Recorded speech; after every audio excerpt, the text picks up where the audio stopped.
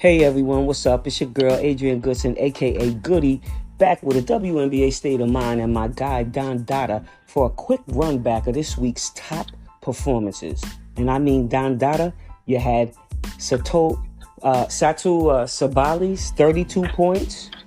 Okay, she led Dallas over Atlanta to put them up 1-0. Not to mention, Ryan Howard drops 36 bombs and makes playoff history.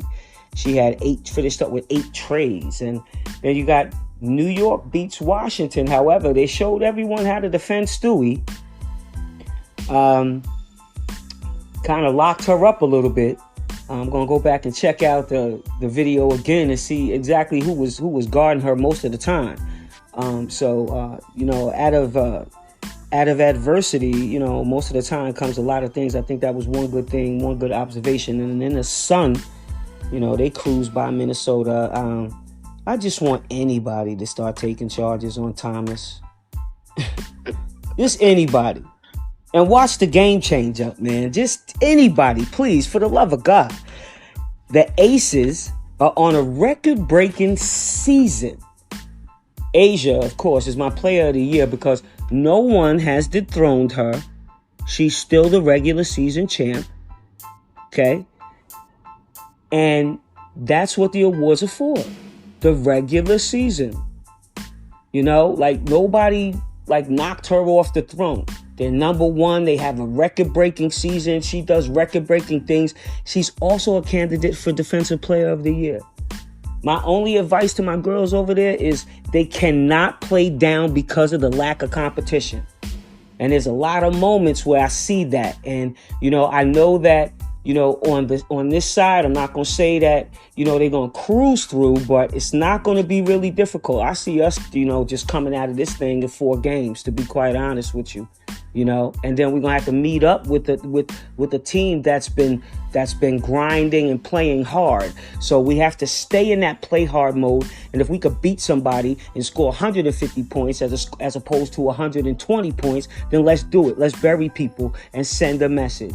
On the other side of things, for people whose seasons that are over, we'll talk about Seattle. Jewel Lloyd is regular season scoring champ, finishing up with over 900 points, beating out Breanna Stewart, changing up the narrative. So let's talk about it, Don. Oh, yeah, for sure. Jewel Lloyd, the Black Mamba. She's called the female Black Mamba for a reason. Just like Kobe didn't have a lot around her, but getting her team where they need to be based off of pure will, her will. Stewie, you got to understand, she got a little bit more around her. She's got a little bit more help with Laney and Co. So, she don't get the ball as much. It's simple math. What do you know? Black Mamba. She is what she is. She came in the league scored in college. She's gonna score in the league, and that's not, it's the first of many. Honestly, the first of many scoring titles. I predict before her career is over, she'll get at least 3 more. Kind of throwing it back to, your early statement of, Ryan Howard. When we talk about scorers, you got a hybrid guard that is one of the most dynamic scorers in the WNBA, period. She was so good at the University of Kentucky, she could have came out her junior year and been a top 5 pick. She's uncanny with her scoring, the way she moves without the basketball. She is super dynamic in everything that she does. She has a pure balance with her handle as well as a great offensive game. She punishes smaller guards. She scores in tight spaces. Her control with the basketball is ridiculous. The Atlanta Dream, they have one of the future stars of this league, and the rest of the world will know her name next season. It takes a little bit. Yeah, absolutely. And talking about her on an individual, since we're talking about the Atlanta Dream, they took one yesterday. Sabali had 32 points.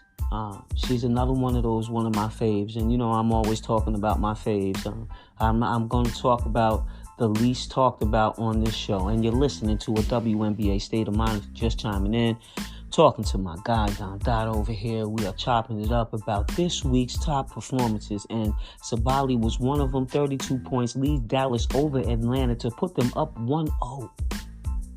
Okay, and I'm going to tell you who the X factor, is going to be for their team. I mean, they just, you got people that are just stepping up all over the place, from the guard position to the post position. And we're talking about Tierra McGowan, and I'll say to Agumba Wally needs to develop more of a relationship with her on the basketball court and work with her and get a 1-2 punch. Okay, because they have Sabali. All right, now you got Tierra McGowan coming in, giving you double-doubles. She was the X factor. She was a problem, and she's in bloom right now.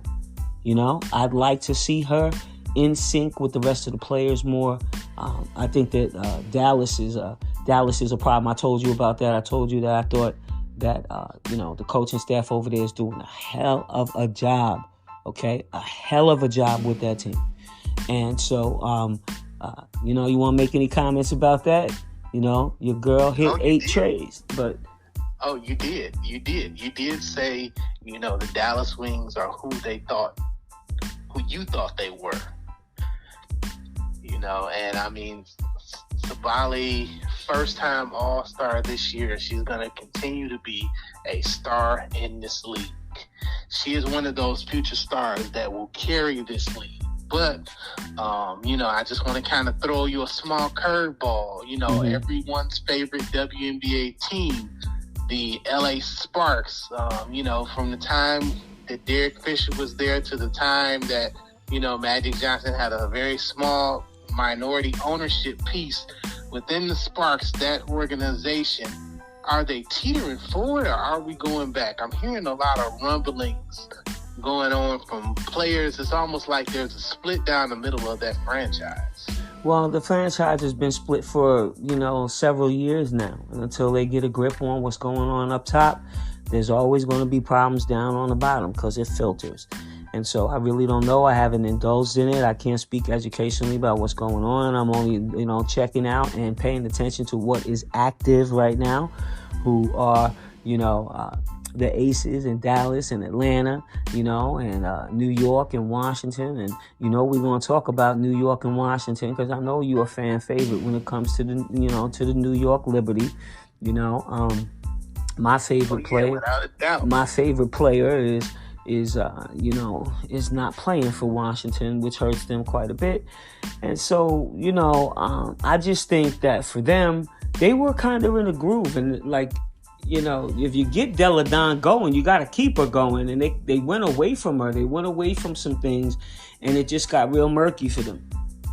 It got really, really murky for them when they started to, I don't even know, it was all of a sudden they just started to fall completely apart. They did on the offensive end, but you got to give them kudos on the defensive end.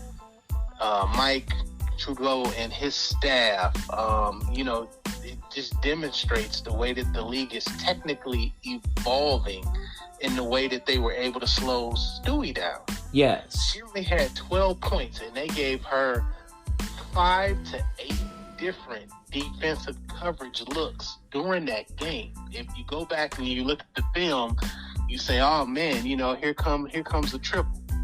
Oh, here comes the double. Okay, here comes somebody from the weak side, with a hidden front. He threw everything but the kitchen sink to slow her down. That just shows you how great of a ball player that she is.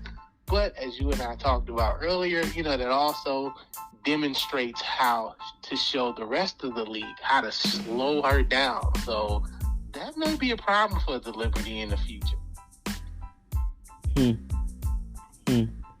Well, it's a bad problem to have right now, in the middle of the playoffs. And so, I'm sure that, playing at home, I'll be able to fix a lot of things. But, I could say as a player who always had, different defenders on me and me having to mix my game up a whole lot at times, especially when I played against teams like that had my MO, like Houston and, the Sparks, because we played them so much, or Minnesota. When you play in these teams, a lot of times they get to they know your tendencies, and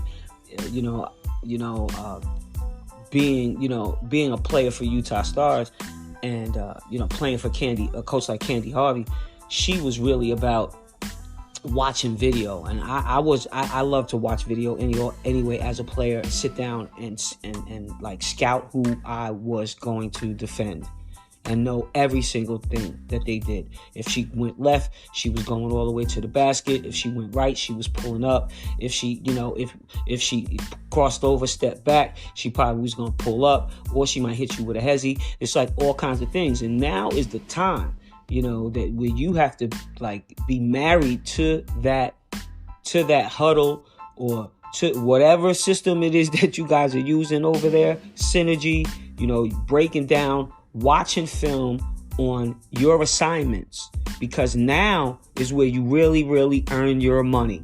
Okay, you playing games and it's all about the team. But when you get to the playoffs, it really becomes about individual efforts and efficiencies and matchups. Absolutely. Playoffs are all about matchups, whether you're in the NBA or the WNBA or the NFL or the MLB. When it comes playoff time, it's about matchups. And that's what I appreciate about data analytics, is because you can go the whole season with one lineup, and the data analytics is showing you that on these games, when we played against Minnesota, this player did the best against this player. So when you see the matchups changing, for people out there that are listening, and you're listening to a WNBA State of Mind, we're chopping up about, this week's top performances. We're also giving a quick run back of some of the things that happened over the past week, as far as the games were concerned. Ryan Howard having, just fantastic, dropping 36 bombs. Sabali had 32. Then we're talking about Stewie, and, how Washington, even though they lost the game, they really did defend Stewie. And so we're talking about data analytics and how important matchups are. And so, as you go further along down the season, statistics really do matter.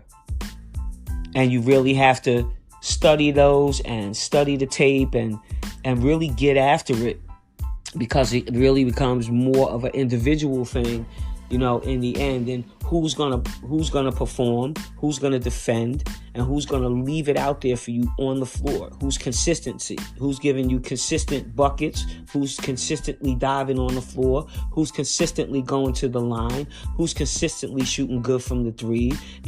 So this way you can as a coach what plays you're gonna run based on the performance of each one of these players, because those data analytics are going to tell you which player is the best player coming off of the screen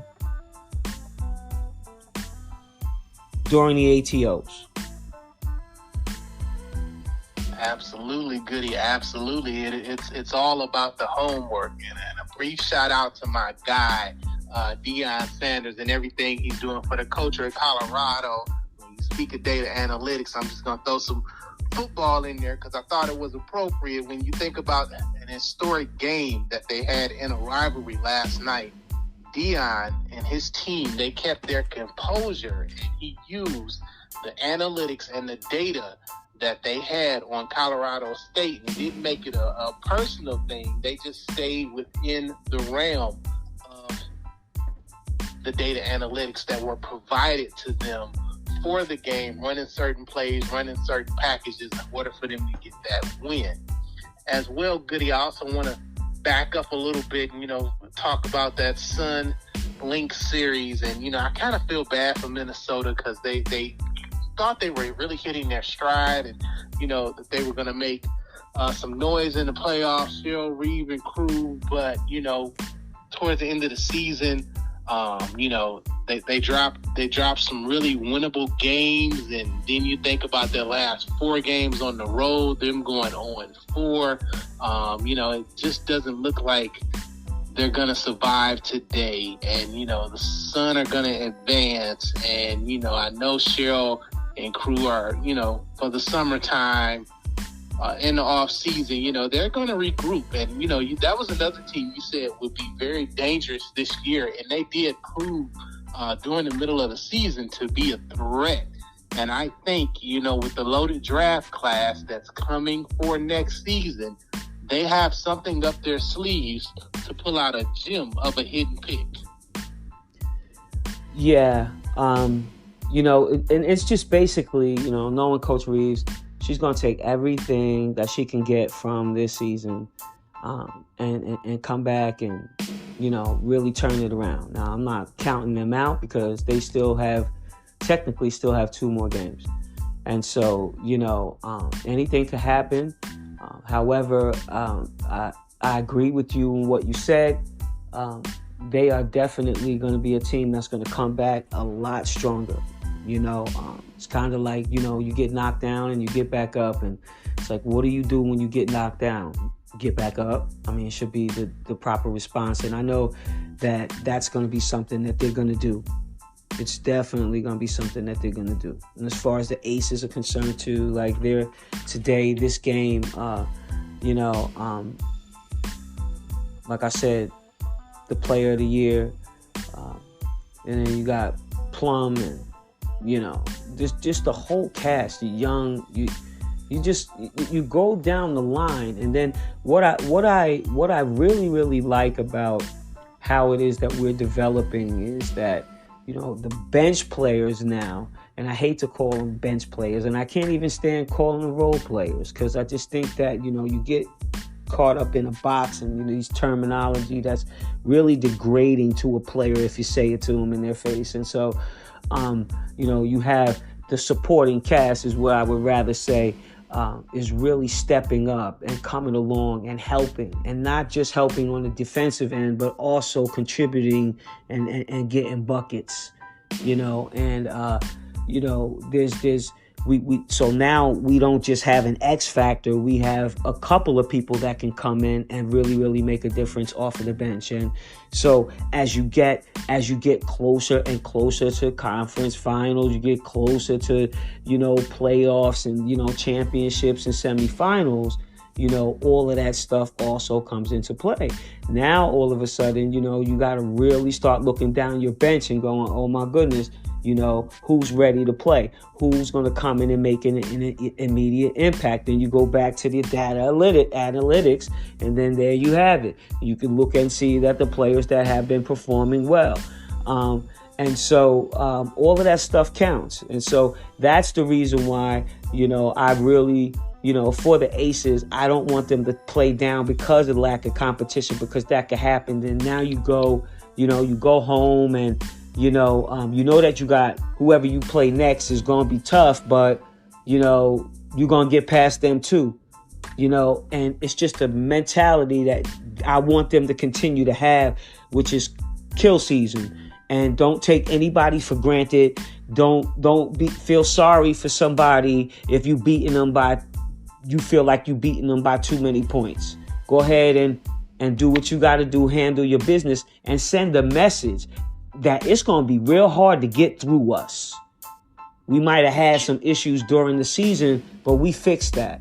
But I just don't want them to fall into this complacency, which is the same thing that could happen with the Sun.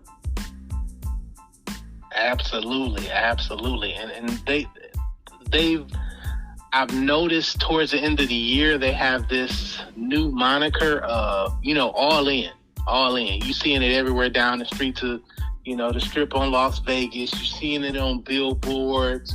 They're wearing the T-shirts. To the game in the tunnel, they all in. So, they definitely have to take, your advice, Goody, from being a former player and coach and, understanding that dynamic and really be all in order to make this thing happen. For those that, previously won the championship, they were all in at one point. This new group, they know they have to be all in. Yeah, absolutely. And these games are just... just what you said, all in. These games are major, all right?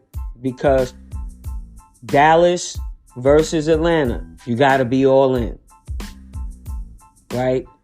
New York versus Washington, you got to be all in. Because both of you guys have shown that you can beat each other on your home court, you know? Or you can lose on your home court. So you can't let up. They got to be all in. So if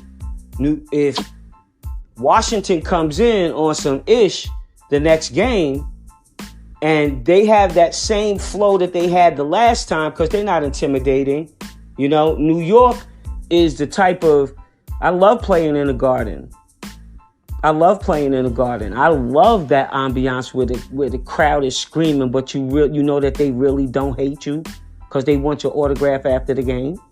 You know? So, like, I never felt a sense of intimidation when I went into New York. Plus, I was home anyway. You know? So, it might have been different for another player might have a different story. I don't know.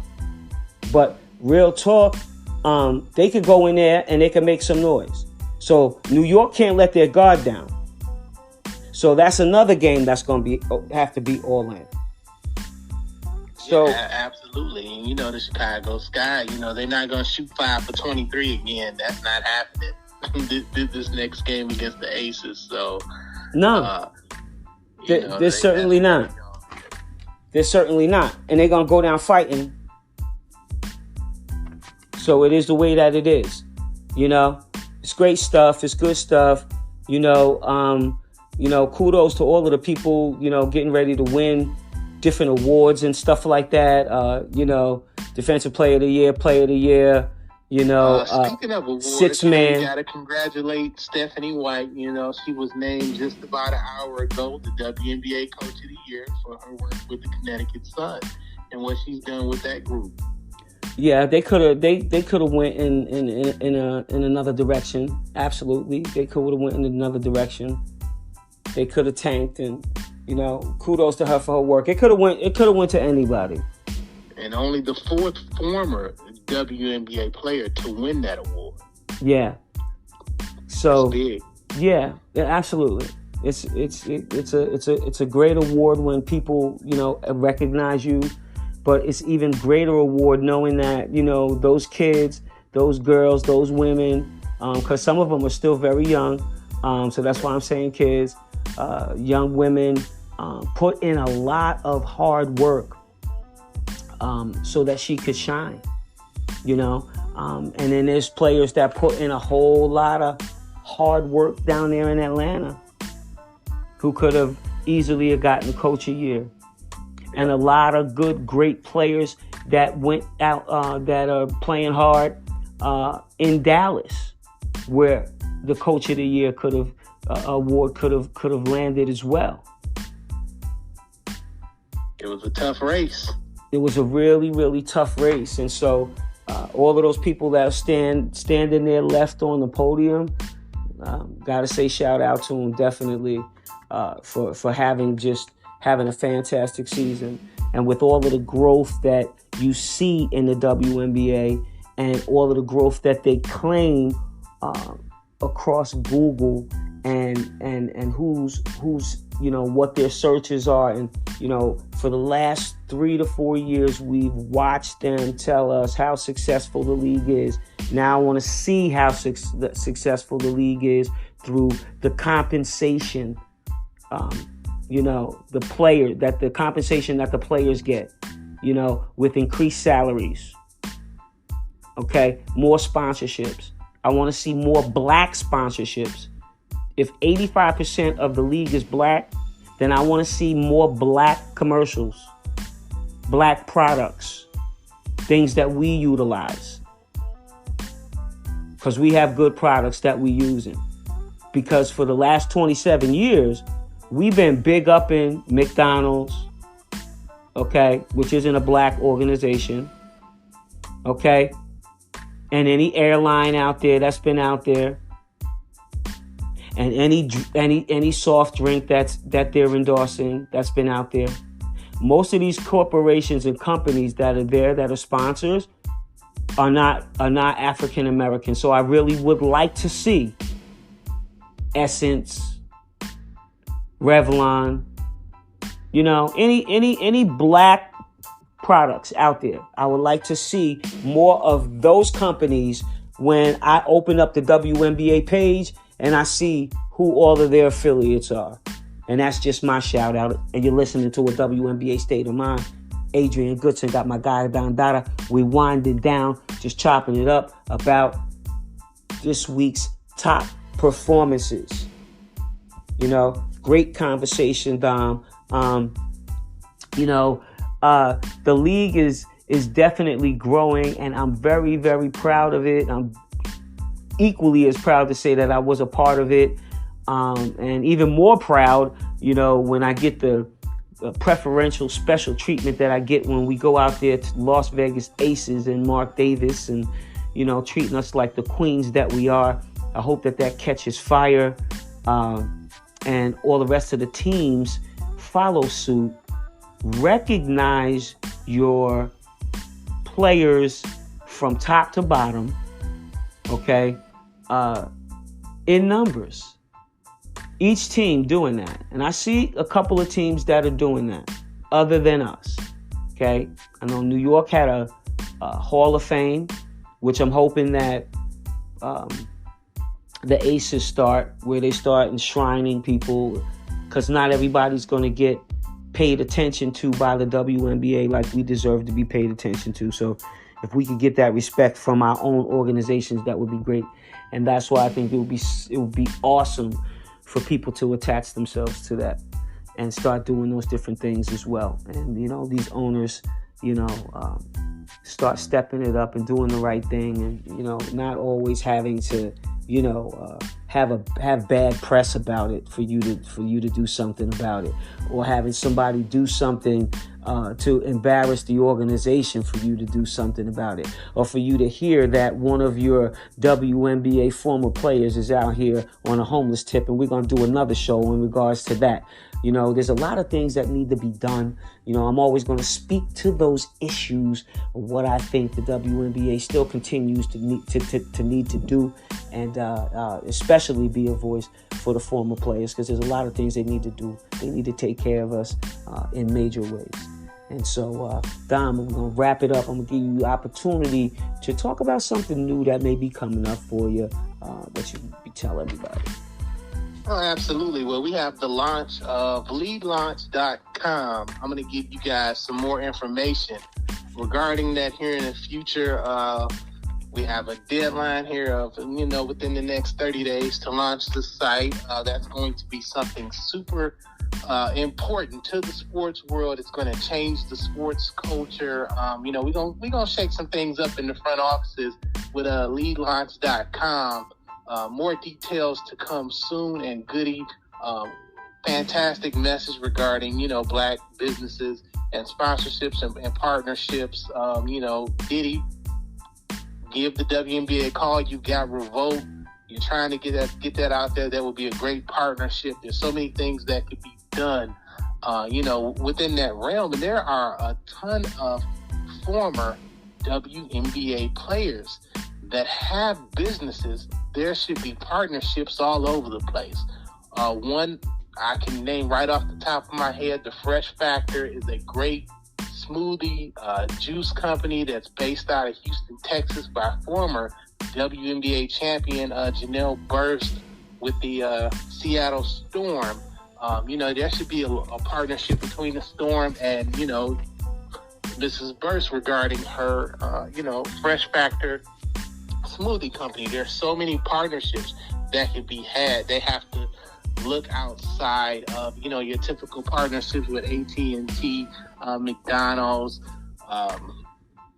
what's the cable company, Comcast, etc., Universal. Look at those smaller partnerships. It can really grow not only your brand on a national scale, but it's also going to help the league grow. That little smaller company is going to do a whole lot more marketing wise than, you go with McDonald's and they throw you a few $1 million. It's not really doing too much for the league. Great message, good. Yeah, absolutely. support streaming networks. You know what I mean? Like, people that could get things out there for you. And I can go on and on. I could go on and on and on. But it might cost them a little something for me to keep on doing that. So all of the people out there, you're listening to a WNBA State of Mind, go follow me, agoody15 on Insta. And look out for us streaming live from millions.co. It's going to be amazing, fam. In the meantime, download a WNBA State of Mind on Spotify, iHeart, Google Podcasts, Apple Pod. Okay? Follow me over there as well. Sammy Sosa, peace out.